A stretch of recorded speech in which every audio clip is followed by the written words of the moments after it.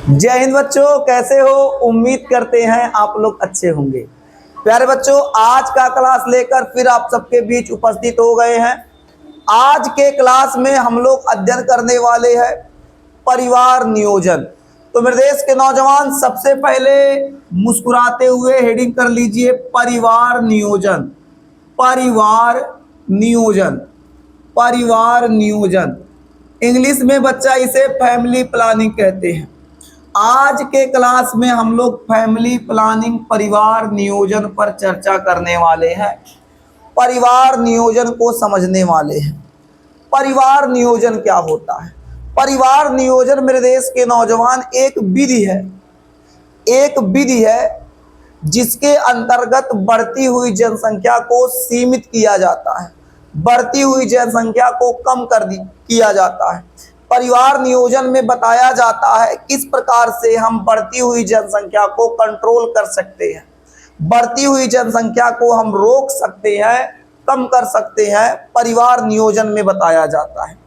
यानी अगर परिवार नियोजन की बात करें तो हम लोग कह सकते हैं मानव जनसंख्या, मानव जनसंख्या, आवाज नहीं करेंगे, मानव जनसंख्या को कम करने के लिए, मानव जनसंख्या की वृद्धि को, ऐसे लिखते हैं, मानव जनसंख्या की वृद्धि को, मानव जनसंख्या की वृद्धि को कम करने के लिए, को कम करने के लिए, कम करने के लिए नियोजित नियोजित नियोजित नियोजित तरीके से, नियोजित तरीके से, नियोजित तरीके से क्या लिखा गया? मानव जनसंख्या वृद्धि को कम करने के लिए नियोजित तरीके से संतानोत्पत्ति, संतानोत्पत्ति कैसे लिखा है? संतानोत्पत्ति। एक मिनट बच्चा,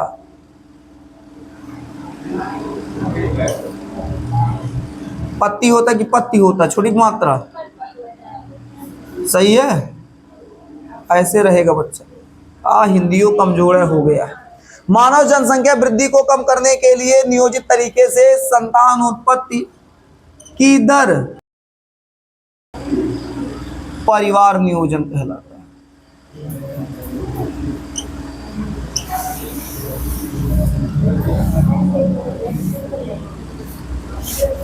ठीक है, तो बच्चा बताया क्या गया? मानव जनसंख्या की वृद्धि को कम करने के लिए नियोजित तरीके से संतान उत्पत्ति की दर क्या कहलाती है? परिवार नियोजन। यानी हम लोग एक ऐसे पद्धति के बारे में, एक ऐसे विधि के बारे में पढ़ने वाले हैं जिससे जो लगातार जनसंख्या बढ़ रही है, जो दिन पर दिन जनसंख्या बढ़ रही है, उसको कंट्रोल कैसे करें, उसको सीमित कैसे रखें, बढ़ती हुई जनसंख्या पे नियंत्रण कैसे पाएं, इस सभी जानकारी आपको परिवार नियोजन के अंतर्गत दिया जाएगा। यानी मानव की जो जनसंख्या लगातार बढ़ रही है, उसको एक सिस्टम के अकॉर्डिंग, एक पद्धति, एक विधि को फॉलो करते हुए जो संतान उत्पत्ति की दर बढ़ रही है, संतान की उत्पत्ति, संतान उत्पत्ति, तो जो संतान की उत्पत्ति बढ़ रही है उसको हम लोग क्या कर सकते हैं? कम कैसे करें, सीमित कैसे करें, हम लोग परिवार नियोजन के अंतर्गत बढ़े। ठीक है, परिवार नियोजन के अंतर्गत पढ़ेंगे। इतना बात समझ में आ गया होगा। यानी परिवार नियोजन में हम लोग कुछ ऐसी विधियों का अध्ययन करेंगे जिससे लड़का बहुत ज्यादा पैदा न हो। एक छुटुआ भी है तो अगले छुटुआ को आने के लिए टाइम दिया जाए। 4 साल रुक बाबू, तहु आना, 4 साल रुक जो, तो 4 साल बाद वो आएगा। तो 4 साल का अंतर कैसे बनाए? जैसे एक बच्चा भी हो गया तो 4 साल बाद हमको फिर बच्चा करना है, तो बिचवा में कोनो आ न जाए तो कैसे, मतलब कैसे रोका जाए? तो उन सबको कैसे रोका जाए कि समय मिल जाए, एक बच्चे के पालन पोषण में पूरा समय मिल जाए, ताकि जब दूसरका आए तो एक लंबा अंतर मिल जाए, तब तक हाई जो छोटुआ है कि तब तक चलने खेलने बताने लगे, बोलने लगे, पैंट संभार ले। तो वो सब जानकारी आपको परिवार नियोजन के अंतर्गत दिया जाएगा। बात समझ में आ गया। यहां आपको बताया जाएगा किस प्रकार से हम लोग क्या कर सकते हैं, संतान की दर को रोक सकते हैं, मादा से किस प्रकार, नर से किस प्रकार संबंध बना के रखना है ताकि लड़का न हो जाए बहुत जल्दी। नहीं पर आप देखते होंगे कहीं कहीं अभी आप आसपास, अब देखिए अठू काना अभी अठू धीरे धीरे चल रहा है, तब तो दूसर का आ गया है, खिला रही है मम्मी। अब बताओ जो चल रहा है वो ध्यान नहीं दे पाएंगी मम्मी, और जो गोदिया में आ गया वो ध्यान नहीं दे पाएंगी। छोटके ध्यान देंगी तो बड़का गड़बड़ा जाएगा, तबीयत खराब हो जाएगा, और बड़के पे ध्यान देंगे तो छोटका गड़बड़ा जाएगा, दोनों ध्यान देंगे तो अपना तबीयत खराब हो जाएगा, स्वास्थ्य बिगड़ जाएगा। क्या बात समझ में आ रहा है? तो इन सब चीजों का अध्ययन हम लोग कहाँ करेंगे? परिवार नियोजन, फैमिली प्लानिंग में। फैमिली प्लानिंग में देखिए परिवार नियोजन की विधियां जो हैं, परिवार नियोजन की जो विधियां हैं, कई विधि हैं। परिवार नियोजन के अंतर्गत कुछ चीजों को रखा गया, इसके अंतर्गत इसकी विधियों को पढ़ेंगे। अभी विधियां बाद में, पहले इसके बारे में थोड़ा बताते हैं। जो परिवार नियोजन है ये बहुत ही ज्यादा महत्वपूर्ण है हमारे और आपके लिए और समाज के लिए। परिवार नियोजन कहता है कि हम लोग परिवार को सीमित रखें, छोटा रखें। परिवार नियोजन के अंतर्गत बच्चा छोटे परिवार को रखा गया है। छोटा परिवार, छोटा परिवार, सुखी परिवार, सुखी परिवार। परिवार नियोजन के अंतर्गत बताया गया अगर हमारा परिवार छोटा होगा तो हमारा परिवार सुखी होगा। कहेंगे कैसे? छोटा परिवार किस प्रकार से सुखी होगा? मास्टर कुछ तो बताओ, हम ऐसे कैसे मान ले कि छोटा परिवार सुखी परिवार होगा? एक बात बताओ, अगर किसी के यहाँ 8 बच्चे हैं, कल्पना करो अगर किसी के यहाँ 8 बच्चे हैं, तो उस माता और पिता को 8 बच्चे के लालन पालन व्यवस्था में, कॉपी किताब खर्च में, भोजन में अपने आप को समेट देना पड़ेगा। माता पिता अपने स्वास्थ्य पर ध्यान नहीं दे पाएंगे।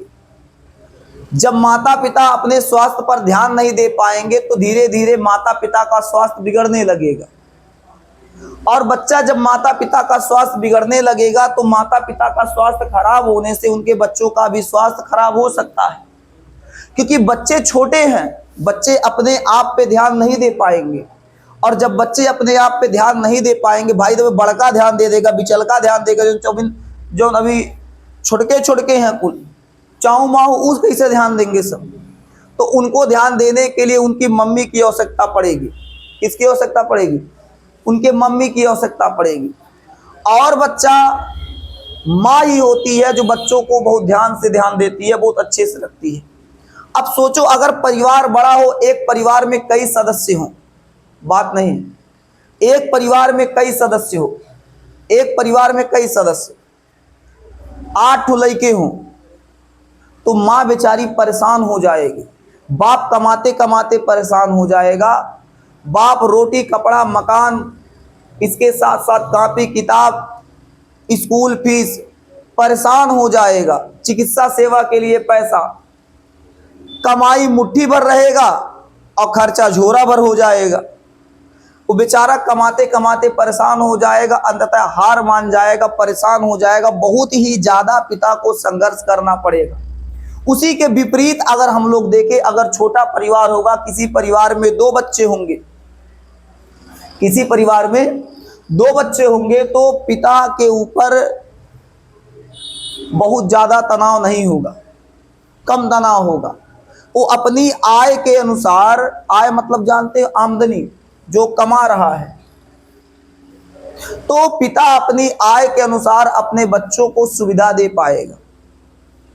पिता अपनी आय के अनुसार अपने बच्चों को सुविधा दे पाएगा, बच्चों को बता पाएगा, बच्चों को भोजन अच्छा करा पाएगा, बच्चों को अच्छे विद्यालय में पढ़ा पाएगा, बच्चों को अच्छा कपड़ा पहना पाएगा, उसके लिए एक बेहतर आवास की व्यवस्था कर पाएगा ताकि वहां आराम से वो रह सके। सारी सुख सुविधाएं अपने आय के अकॉर्डिंग बच्चों को दे पाएगा, जिससे बच्चे का स्वास्थ्य बना रहेगा और माता पिता पर भी कोई तनाव नहीं आएगा। खास करके माँ पे तो बिल्कुल ही तनाव उतना ज़्यादा नहीं आएगा, क्योंकि बच्चे कम होंगे तो माँ को ध्यान कम देना पड़ेगा और माँ अपने लिए भी समय निकाल सकती है। क्या बात समझ में आ रहा है? तो जब माँ अपने लिए भी समय निकाल लेगी तो बच्चों का स्वास्थ्य तो बेहतर रहेगा, माँ का भी स्वास्थ्य बेहतर रहेगा। तो इसलिए बताया गया बच्चा कि छोटा परिवार क्या होता है, सुखी परिवार होता है। छोटा परिवार क्या होता है, सुखी परिवार होता है। समझ में आ गया? दूसरा इसके अंतर्गत रखा गया पालन पोषण का प्रभाव। पालन पोषण, पालन पोषण का प्रभाव, पालन पोषण का प्रभाव। अब देखिए, अगर बड़ा परिवार होगा तो पालन पोषण में मां को कठिनाई होगा, पिता को समस्या होगा। कहेंगे कैसे?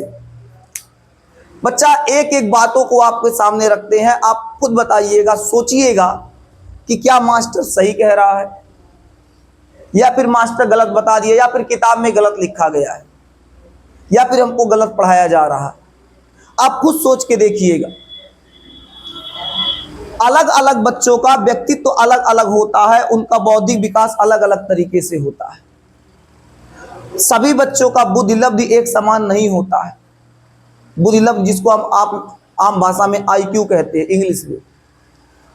तो हर बच्चे के पालन पोषण के लिए उनके व्यक्तित्व के हिसाब से उन पे क्या होता है, समय खर्च करना पड़ता है माँ को। अब अगर परिवार बहुत बड़ा होगा तो माँ समय नहीं दे पाएगी, जिससे बच्चा कुपोषण का शिकार हो जाएगा। तो बादे में चिल्लाएंगे, लइकवा हमार कान का सुखाइल जा रहा है, लइकवा मुँह एकदम बिचुक गया है, पेटवा पिठिया एक हो गया है।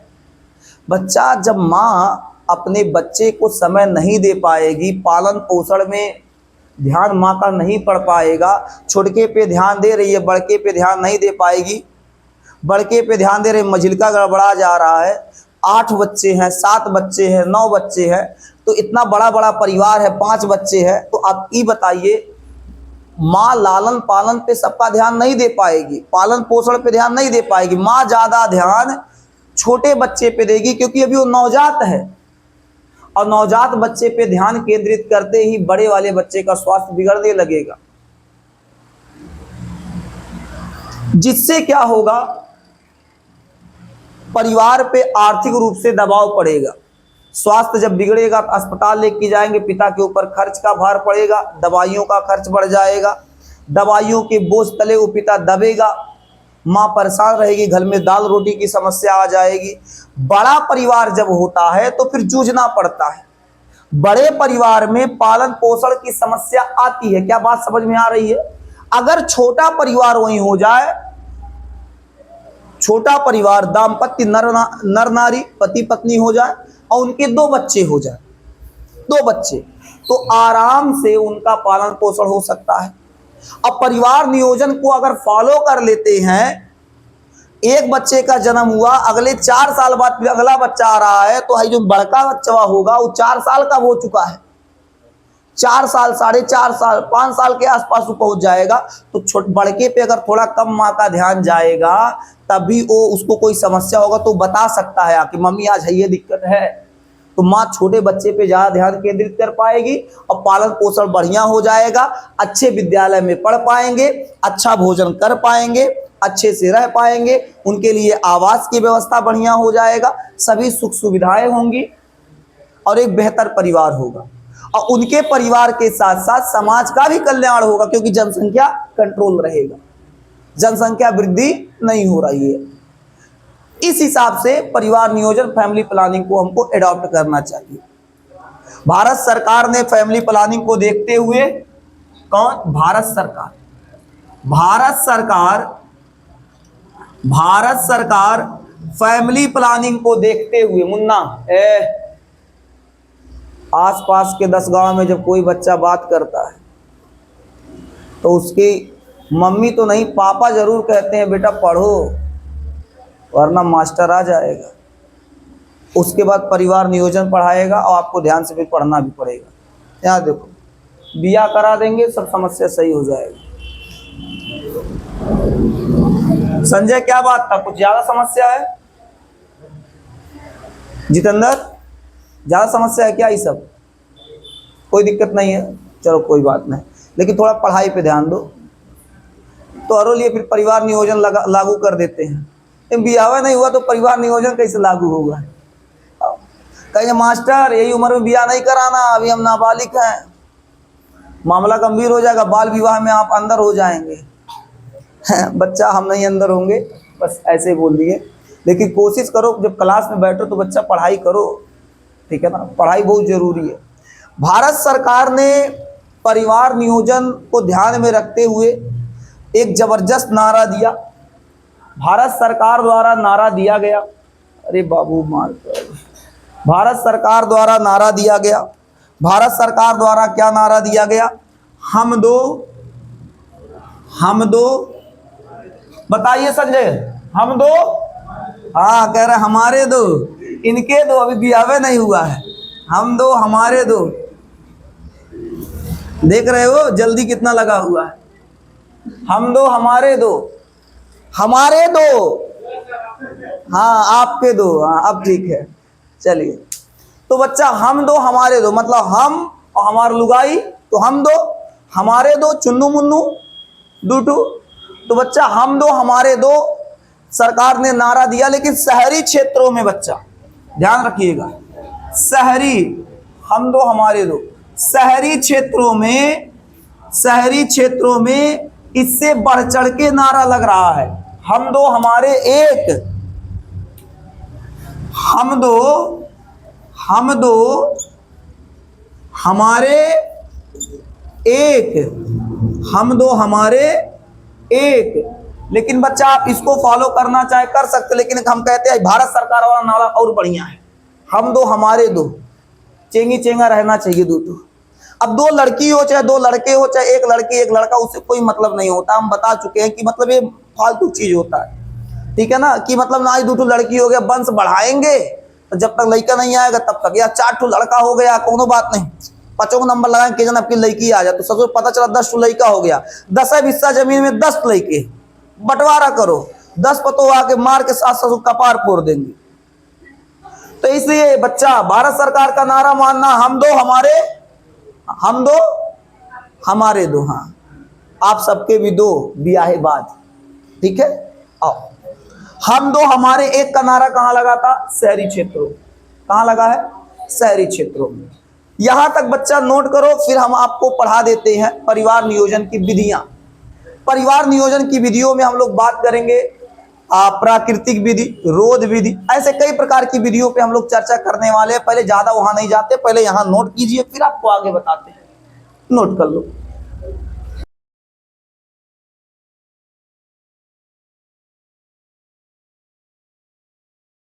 अब हम लोग पढ़ेंगे परिवार नियोजन की विधियां।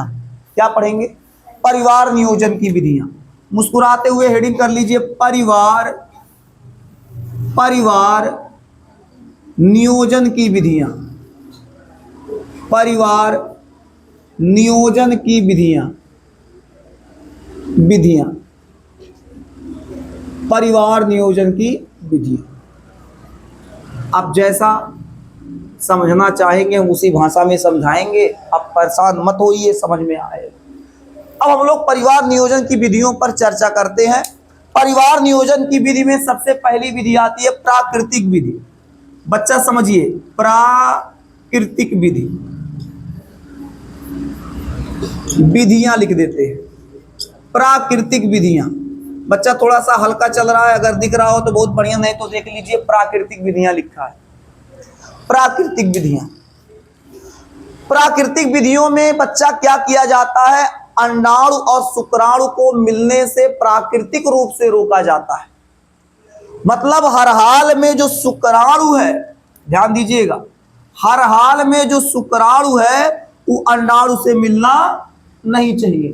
अगर शुक्राणु अंडाणु से मिल जाएगा तो निषेचन हो जाएगा, हमारा परिवार नियोजन की विधि रद्द हो जाएगी। तो हमको अब इनको रोकना है, रुक हाँ ठीक है, दीवार लगा दिए।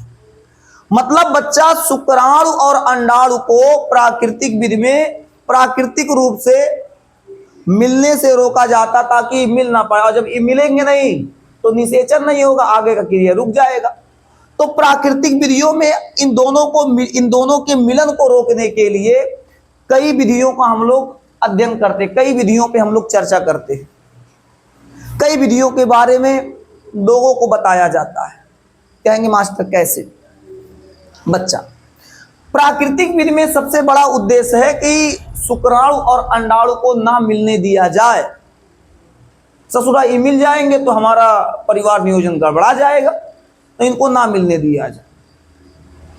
तो इसको ना मिलने दिया जाए, कैसे ना मिलने दिया जाए? तो पहला इसके अंतर्गत आ जाता है अवधि संयम। इसके अंतर्गत पहला हम लोग पढ़ेंगे अवधि संयम। अवधि संयम, अवधि संयम। कहेंगे मास्टर की क्या होता है? मास्टर बताएंगे। अब अवधि संयम क्या होता है? कोई दिक्कत है? अवधि संयम क्या होता है बच्चा? समझते हैं। जब मादा को मासिक चक्र आता है, ध्यान समझिएगा, जब मादा को मासिक चक्र आएगा तो आने के बाद ब्लीडिंग फेज आएगा, ब्लीडिंग होगा 5 दिनों तक, 5 दिन तक ब्लीडिंग होगा, अरे भाई 3 से 5 दिन ब्लीडिंग होगा, उसके बाद का फिर रेड जोन में आ जाएगा। तो बच्चा अवधि संयम में मासिक चक्र जब आएगा, मासिक चक्र, मासिक चक्र, मासिक चक्र के 10वें से 17वें दिन, ध्यान दीजिएगा, मासिक चक्र मादा के आने के बाद 10वें से 17वें दिन, 10वें से 17वें दिन संभोग क्रिया नहीं करना है,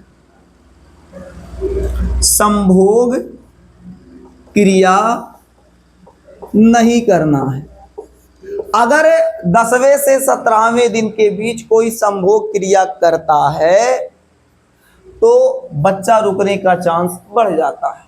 हमको तो परिवार नियोजन पढ़ना है, अभी छोटुए ठुआ गया, 4 साल रुकना है ना, तब तो बता रहे हैं कैसे कैसे रुकेंगे भाई। एक कुछ विधियां होंगी, उसको फॉलो करके रुकना पड़ेगा। तो मासिक चक्र आने के 10वें से 17वें दिन का जो समय होता है, रेड जोन में आता है, इस समय संभोग क्रिया नहीं करना होता है। अगर इस समय कोई नर मादा के साथ संभोग करता है, मादा के साथ संबंध बनाता है, तो नर का जो सीमन होता है मादा के वेजाइना में प्रवेश अंदर करेगा और वहां से अंडा इंतजार करता है। 10वें से 17वें दिन के बीच अंडा जो होता है, अंडा एग, वो इंतजार करता है, इंतजार करता है कि आ जाओ आ जाओ आ जाओ शुक्राणु आ जाओ, तो इंतजार करता है। तो 10 से 17 दिन के बीच जो होता है मासिक चक्र आने के 10वें से 17वें दिन के बीच हमको क्या करना है, इस बात को ध्यान देना है कि कोई संबंध नहीं बनाना है। उसके बाद बनाएंगे तो कोई दिक्कत नहीं होगा, ये थोड़ा सा खतरा वाला होता है। ठीक है, आगे बात करते हैं। तो इसको हम लोग याद रखेंगे अवधि संयम में, मतलब मासिक चक्र आने के 10वें से 17वें दिन के बीच अगर कोई नर मादा के साथ संबंध बनाता है तो बच्चा ठहरने का चांस बढ़ जाता है, और 10वें से 17वें दिन के इस छोड़ के बाकी कभी संबंध बना रहा है तो बच्चा रुकने का चांस ना के बराबर होता है। ठीक है, इसके अलावा बच्चा इसमें दूसरा हो जाता है, प्राकृतिक विधि में पहली विधि थी, दूसरी विधि, पहली विधि से इसको अपना के बचा जा सकता है। दूसरी विधि है बच्चा बाह्य स्खलन, बाह्य स्खलन, बाह्य स्खलन। अब कहेंगे मास्टर बाह्य स्खलन कौन चीज होता है? बाह्य स्खलन कौन चीज होता है मास्टर? इसके बारे में कुछ बता दो, बाह्य स्खलन के बारे में भी मास्टर कुछ बताओ।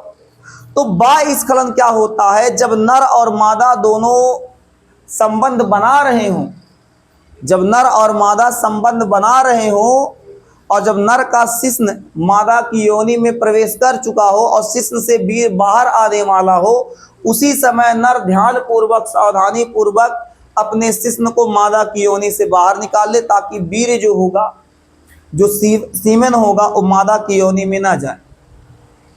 मतलब नर को क्या करना होता है, शिश्न जो होता है मादा योनि से बाहर निकालना होता है। कब निकालना होता है? वीर्य स्खलन के समय। कब निकालना होता है? वीर्य स्खलन के समय। कब निकालना होता है बच्चा? वीर्य स्खलन के समय। यानी बाह्य स्खलन विधि में हमको बताया जाता है कि जब नर और मादा दोनों संबंध बना रहे हों, नर और मादा के संबंध बनाते समय वीर्य स्खलन के समय जो शिश्न होता है उसको मादा योनि से बाहर निकाल दिया जाता है। और जब बाहर निकाल दिया जाएगा तो दिक्कत नहीं होगा। एक मिनट बच्चा। हाँ, तो बच्चा बता रहे थे बाह्य स्खलन। बाह्य स्खलन समझ में आ गया। प्राकृतिक विधि में बच्चा तीसरी विधि आ जाती है स्तन अनावर्त।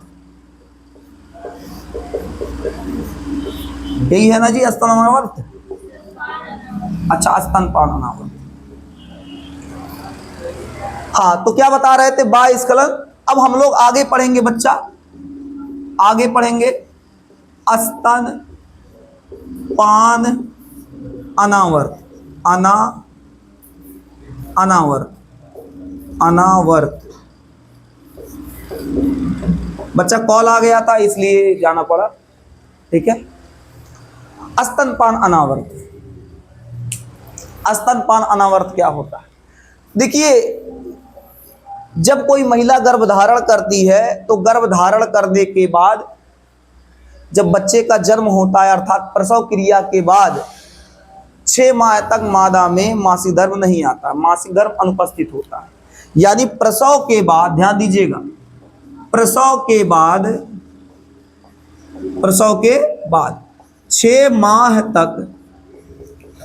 माह तक मासिक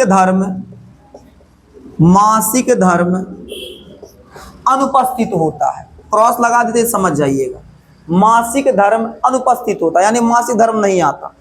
इस समय मादा स्तन में भरपूर मात्रा में दुग्ध बनता है जो बच्चे के लिए जरूरी होता है। तो मादा जो होगी बच्चे को इस समय स्तनपान कराती है, दुग्ध पिलाती है। आप आम भाषा में कह सकते हैं दुग्ध पिलाती है। तो स्तनपान के समय जब बच्चे का जन्म हुआ यानी प्रसव क्रिया हुआ तो प्रसव के बाद 6 माह तक मादा में मासिक चक्र अनुपस्थित होता है, मासिक चक्र नहीं आता है। इस समय अगर नर मादा के साथ संबंध बनाता है तो बच्चा ठहरने का चांस ना के बराबर होता है, नहीं होगा। ये पूरा सेफ जोन में आता है 6 माह तक। उसके बाद मासिक चक्र की क्रिया प्रारंभ होगी, नर संबंध बनाएगा तो फिर बच्चा रुकने का चांस बढ़ जाता है। क्या बात समझ में आ गया? तो स्तनपान अनावर्त में प्रसव के 6 माह तक मासिक चक्र अनुपस्थित होता है। इस समय अगर कोई नर मादा के साथ संबंध बनाता है तो बच्चा ठहरने का चांस ना के बराबर होता है, नहीं होता है। क्या बात समझ में आ रहा है आप लोगों को? बोलिए, क्या बात समझ में आ रहा है? बहुत अच्छे। अगर आ रहा है तो बहुत अच्छे। प्राकृतिक विधि के बाद हम लोग का दूसरा विधि हो जाएगा रोध विधि। कौन सी विधि? रोध विधि। रोध विधि क्या हो जाएगा? रोध विधि। रोध विधि इसमें नर के शुक्राणु और मादा के अंडाणु को मिलने से रोका जाता है, लेकिन भौतिक विधि द्वारा, प्राकृतिक विधि द्वारा नहीं, भौतिक विधि द्वारा नर के शुक्राणु और मादा के अंडाणु को मिलने से रोका जाता है। इसके लिए नर व मादा ध्यान दीजिएगा, इसके लिए नर व मादा निरोध का प्रयोग कर सकते हैं। ठीक है, नर व मादा निरोध का प्रयोग कर सकते हैं। आप इसे कंडोम भी बोल सकते हैं। निरोध का प्रयोग कर सकते हैं। अब देखिए, नर का निरोध अलग होता है, मादा का निरोध अलग होता है। कहेंगे मादा का निरोध कहां से होगा? होता है बच्चा, नर निरोध अलग होता है, मादा निरोध अलग होता है। नर निरोध बहुत सस्ता आता है, मादा निरोध क्या होता है, उससे थोड़ा सा महंगा आता है। इसलिए ज्यादातर नर निरोध के बारे में लोग जानते हैं, मादा निरोध के बारे में नहीं जानते। बच्चा, नर निरोध को क्या किया जाता है? देखिए, ऐसा जरूरी नहीं है कि नर मादा दोनों निरोध का प्रयोग करें तब है। दोनों में से कोई एक अगर निरोध का प्रयोग कर रहे हैं तो भी समस्या नहीं होगी। दोनों में से अगर कोई एक निरोध का प्रयोग कर रहे हैं तो बच्चा ठहरने का चांस ना के बराबर है, नहीं होगा, बच्चा ठहरेगा नहीं। अब नर निरोध जो होता है, जो नर निरोध होगा कुछ इस प्रकार से होगा।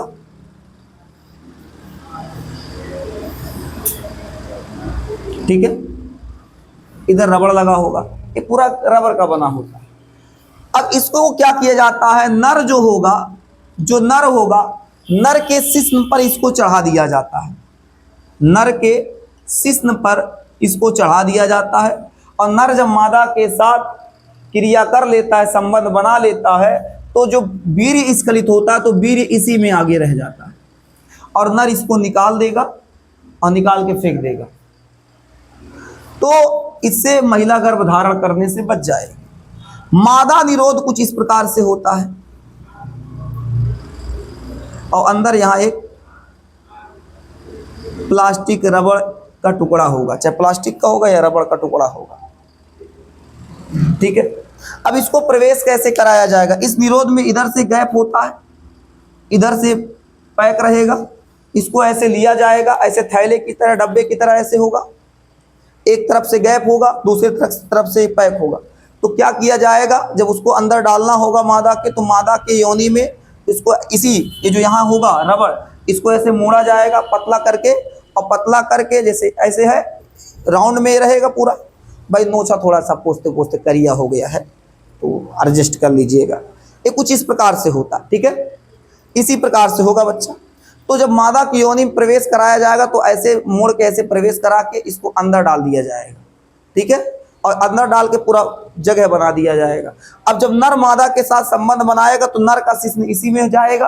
तो उसके बाद क्या कि स्खलन, अगर वीर्य स्खलन होगा तो इसी में होगा। बस मादा क्या करेगी? संबंध बनाने के बाद इसको निकाल के फेंक देगी। तो मादा निरोध, नर निरोध दोनों होता है। दोनों में से किसी का यूज आप कर सकते हैं, मार्कर ले लेते हैं। इसके अलावा आप डायाफ्राम जो होता है, डायाफ्राम, इसका भी उपयोग कर सकते हैं। डायाफ्राम जो होता है इसका भी आप उपयोग कर सकते हैं। डायाफ्राम भी आपके रोध विधि में आता है। ठीक है, अब डायाफ्राम किस प्रकार से काम करता है? इसे मादा योनि में प्रवेश कराया जाता है। प्रवेश करा के वो ग्रीवा को ढक देता है। एक कैप होता है, टोपी होता है, जैसे एक ग्रीवा है, एक ग्रीवा की पाइप है, ये योनि है। तो इसको जब अंदर डायाफ्राम को प्रवेश कराया जाएगा तो एक टोपी नुमा ऐसे होगा, जाके ग्रीवा को ढक देगा। तो क्या होगा? जब वीर्य स्खलित होगा तो वीर्य यहीं रह जाएगा, यहीं से बह के बाहर हो जाएगा, अंदर नहीं जा पाएगा। तो ये क्या होगा? ग्रीवा को ढक देगा, सर्विक्स को ढक देता है, ताकि अंदर जो होता है वीर्य नहीं जाने पाता है। तो डायाफ्राम के अंतर्गत आता है। उम्मीद करते हैं आप यहां समझ गए होंगे। क्या समझ गए बच्चा? ये हमारी प्राकृतिक विधि और रोध विधि हो गई। इसके अलावा भी परिवार नियोजन की कुछ विधियां हम लोग जानेंगे। पहले यहां तक नोट करना चाहे तो नोट कर लीजिए, फिर आगे बढ़ते हैं। नोट कर लीजिए।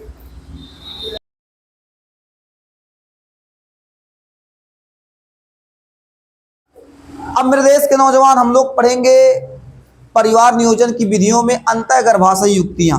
क्या पढ़ेंगे? अंतः गर्भाशयी, अंतः गर्भाशयी युक्तियां। देखिए मेरे देश के अच्छे बच्चे, अंतः गर्भाशयी युक्तियों में हम लोग क्या पढ़ेंगे? अंतः गर्भाशयी युक्तियों के अंतर्गत आपको बताया जाएगा कॉपर टी और कॉपर 7 के बारे में। बच्चा, अंतः गर्भाशयी युक्तियों में आपको बताया जाएगा कॉपर टी के बारे में। Copper T, copper 7, copper T, copper 7 के बारे में। इसके लिए आपको अच्छे से जानकारी चाहिए तो आप डॉक्टर से सलाह ले सकते हो, आपको अच्छे से जानकारी देंगे। हम आपको कुछ बता देते हैं। जैसे कापर टी का यूज कैसे होता है, कापर 7 का यूज कैसे होता है, मैं आपको बताता हूं, बात को सुनिएगा। बच्चा सुनेंगे तो आपको समझ में आएगा, वरना नहीं समझ में आएगा। बच्चा, ए मुन्ना, मेला लगेगा, रूपा आएगी, लेकिन तुम लोग का लक्षण ये रहेगा तो बियाह नहीं होगा, रूपा आके चली जाएगी। बाबू पढ़ाई करो, पढ़ाई। ये ऑनलाइन वाले देखते होंगे, क्या कहते होंगे, कहते होंगे कि ऑफलाइन में कुछ लड़के हैं, जैसे नाम बोल दे, क्या बता दे, क्या नहीं बताते बेचारा। अभी नाम बोले थे, लेक्चर शुरू किए थे ना, ये सब का, ये सब बहुत जगलर है सब। हम पढ़ाने इधर शुरू करते, उधर से दूसरा पढ़ाई पढ़ने लगते हैं। आइए बच्चे, कापर टी का यूज करेंगे। अच्छे बच्चे हैं आप लोग, गलत समझते हैं, अच्छे बच्चे, बहुत अच्छे बच्चे, बस फीस जमा कर दे और अच्छे हो जाएंगे। आओ, कापर टी का यूज कैसे करते हैं बच्चा, ये मादा भाग है, बहुत अच्छे से समझिएगा तो आपको बेहतर समझ में आएगा।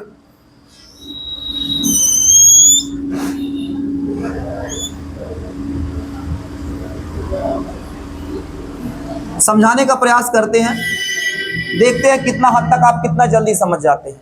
ये दोनों पाइप अंडवाहिनी होती है, बोलो।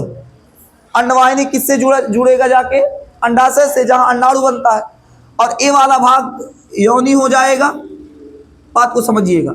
एक ग्रीवा हो जाएगा, गर्भाशय हो जाएगा। भाग तो सब जानते हैं ना, मादा भाग, ये क्या है जी, मादा भाग है, मादा भाग।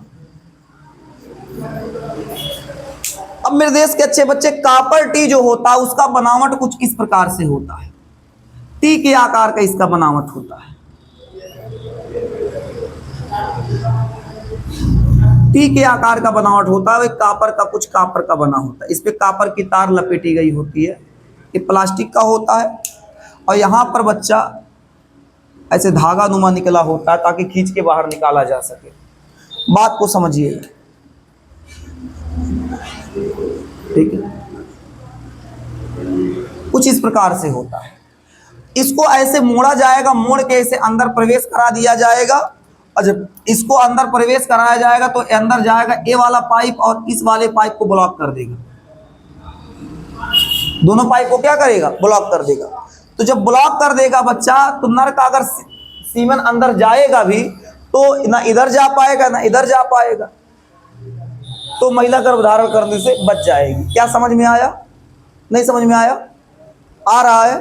तो बच्चा, कापर टी जो होता है इस प्रकार की संरचना होती है। यहाँ मादा भाग में इसको लगा दिया जाता है, जिससे ये जो नसें होती हैं, जिसको हम लोग अंडवाहिनी कहते हैं, उसको ब्लॉक कर देता है, जिससे सीमेन जो होता है अंदर नहीं जा पाता। ठीक है, आगे बता दे बच्चा। इसी प्रकार कापर 7 होता है। कापर 7 बच्चा देखो, कापर टी नाम क्यों पड़ा, ये टी का आकार का दिखता है, कापर टी। कापर 7 का आकार का दिखेगा, 7 की तरह दिखेगा, इसलिए इसका नाम कापर 7 पड़ा। अब कापर 7 का यूज कैसे करते हैं, जैसे इस समय, इस महीने में ए वाला एक्टिव नहीं है, ए वाला एक्टिव है। एक महीने में क्या एक्टिव होता है, अंडाशय, एक ही अंडाशय एक्टिव होता है। तो जो अंडाशय एक्टिव होगा उसी को ऐसे डॉक्टर के सलाह से लगा के उसी को ऐसे ब्लॉक कर देगा, दूसरे ओर जाएगा कोनो मतलब नहीं है। यार वाला ब्लॉक कर देगा, इधर वाला ऐसे ब्लॉक कर देगा, तो क्या होगा, उधर जाएगा नहीं। तो कापर टी, कापर 7 का यूज करके डॉक्टर के सलाह से, अधिक जानकारी के लिए मास्टर्स नहीं डॉक्टर से संपर्क करें, वो बहुत अच्छे समझाएंगे। आराम से बैठा के पहले फीस का बिल काटेंगे, उसके बाद बुलाएंगे, कहेंगे डॉक्टर साहब अच्छे समझाएंगे, उसके बाद समझ में आएगा तो फिर आप यूज कोई भी कर सकता है। ठीक है, बहुत कठिन प्रोसेस नहीं है, बहुत आसान प्रोसेस है। कापर टी, कापर 7 किसके अंतर्गत आता है, अंतर्गर्भाशय युक्त के अंतर्गत। अब बच्चा, ये हमारा कौन सा था जी, तीसरा था। परिवार नियोजन में कौन सी विधि, तीसरी विधि। चौथी विधि यहां लिख दे। चौथी विधि क्या होने वाली है, कोई बता सकता है? बहुत अच्छा, पढ़ के आए नोट्स क्या, गर्भ निरोधक गोलियां, गर्भ निरोधक गोलियां, यही है ना।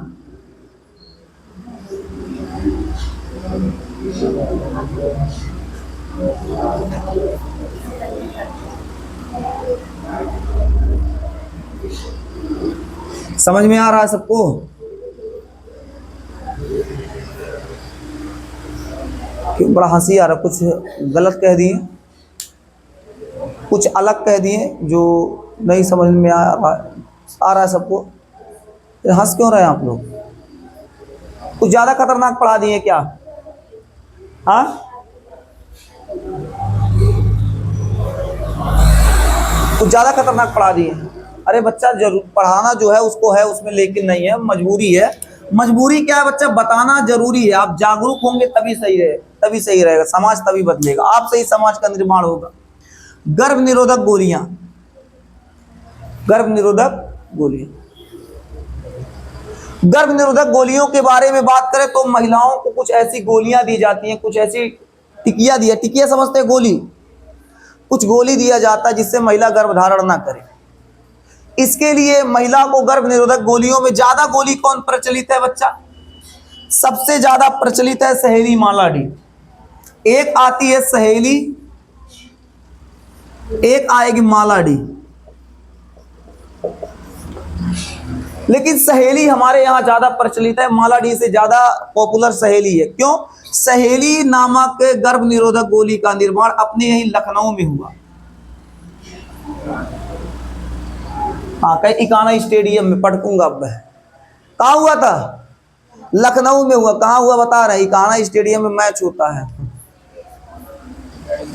चलोगे क्या आईपीएल देखने?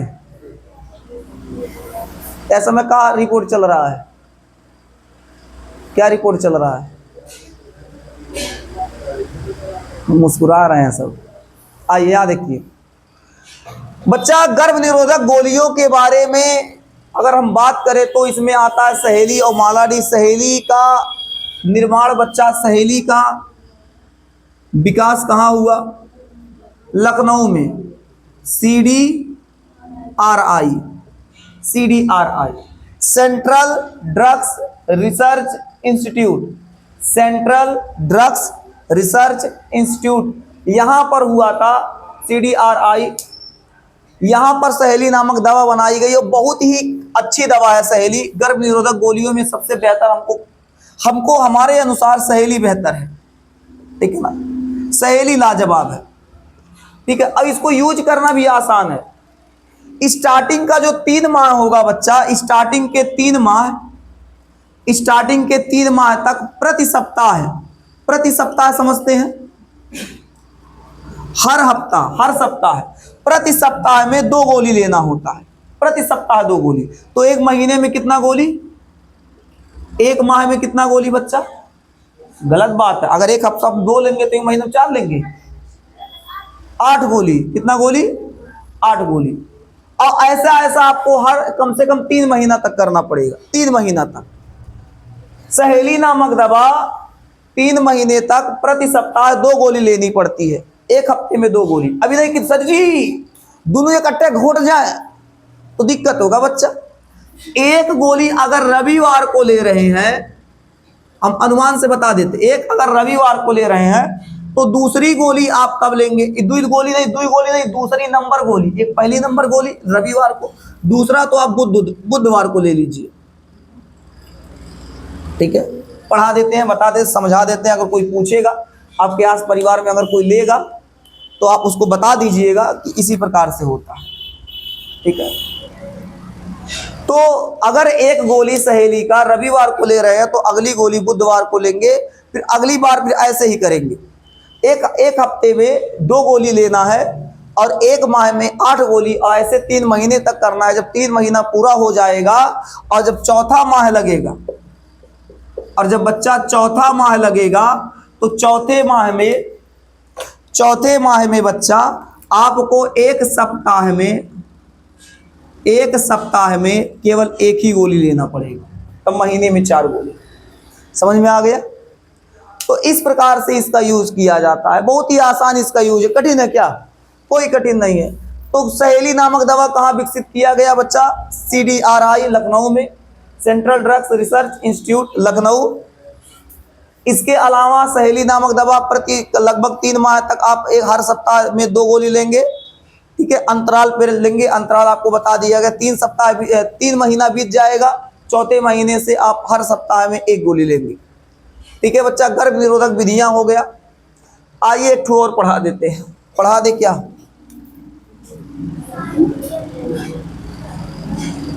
शल्य क्रिया विधि, शल्य क्रिया विधि, विधियां लिख देते हैं, शल्य क्रिया विधियां। कहेंगे सर शल्य क्रिया विधियां क्या होता है? बच्चा इसमें आपको नर नसबंदी, हाँ बच्चा कुछ बोलना चाहते हैं आप लोग? शल्य, अच्छा ठीक, नर नसबंदी, मादा नसबंदी,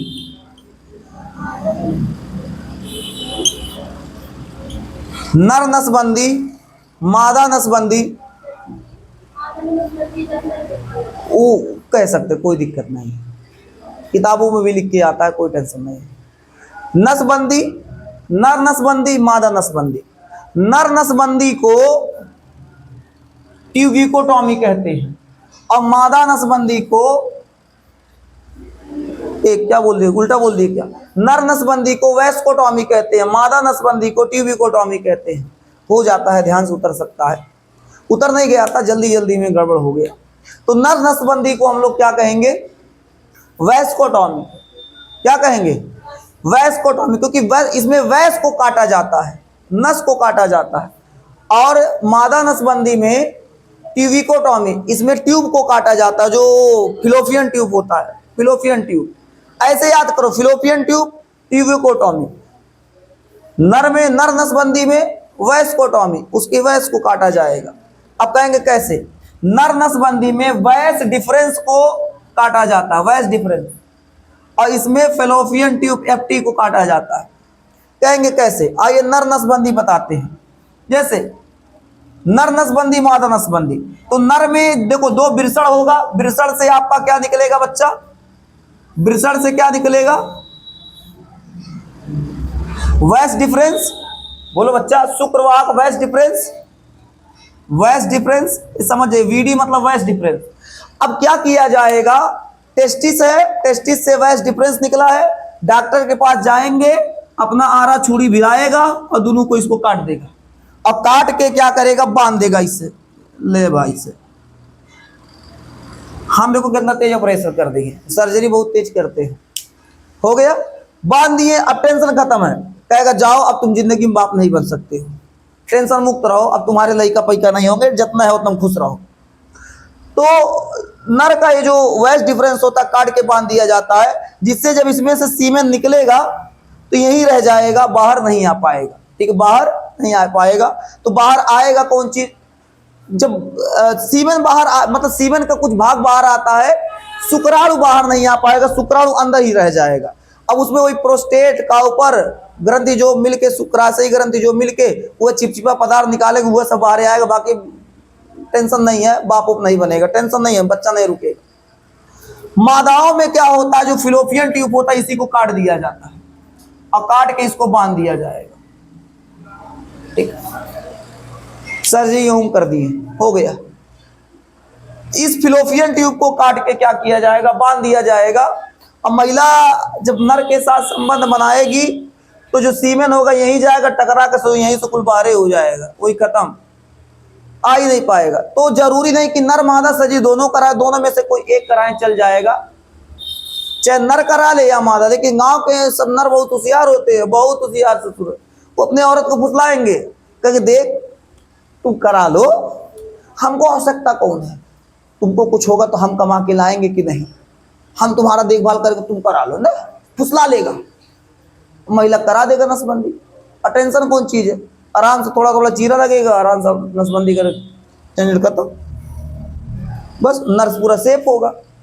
और उसके बाद संबंध बनाएंगे, टेंशन मुक्त रहेंगे, हम दो हमारे दो। अच्छा लगा? तो इसे हम लोग शल्य चिकित्सा, शल्य क्रिया विधि में रखते हैं, जो नसबंदी, मादा नसबंदी और नर नसबंदी आता है। नर नसबंदी को हम लोग क्या कहेंगे? वैस्कोटॉमी कहेंगे। मादा नसबंदी को बोलो ट्यूबिकोटॉमी, यही ना? बोल दो, अरे बोलो, बोला करो, बोलने से सब होता है। बच्चा यहां तक उम्मीद करते हैं समझ में आ गया। यहां तक आपका परिवार नियोजन की विधियां थी परिवार नियोजन की विधियों को आप उम्मीद करते हैं बेहतर समझ गए होंगे, अच्छे से समझ गए होंगे। कल का क्लास एक बेहतर क्लास होगा। क्या क्लास होगा कल के क्लास में देखते हैं। आज के लिए बस इतना ही, फिर मिलते हैं आपसे अगले क्लास में। तब तक के लिए जय हिंद।